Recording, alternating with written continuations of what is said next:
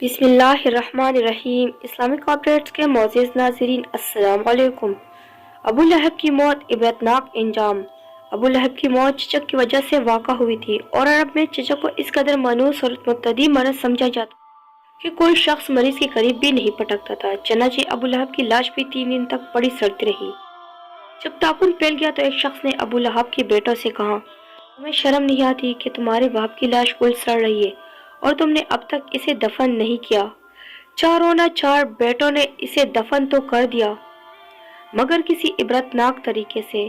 معاذ اللہ، بات روایت میں آیا ہے کہ اس کے لیے گڑھا کھودا گیا اور اس کی لاش کو لمبی لمبی لاٹھیوں سے دھکیل کر اس میں پھینک دیا گیا اور گڑھے کو پاٹ دیا گیا، اور بعض روایت کی روح سے اس کی لاش کو کسی نہ کسی طرح ایک گرنے پہ آئی ہوئی دیوار کے قریب پہنچایا گیا اور دیوار کو دھکا دے کر اس پر گرا دیا گیا۔ پھر بھی جسم کے بعض حصے نظر آ رہے تھے، چنانچہ دور سے پتھر مار مار کر ان حصوں کو ڈانپ دیا گیا۔ یہ انجام ہوا اس حسین و جمیل شخص کا جسے شفق رنگ رخسار اور گولناز چہرے کی مناسبت سے ابو لہب شعلہ روح کہا جاتا، جبکہ اس کا حقیقی نام عبدالعزیٰ تھا۔ اس طرح اسلامک ویڈیوز کے لیے ہمارے چینل کو سبسکرائب کرنا مت بھولیں اور ویڈیو کو شیئر بھی کیجیے۔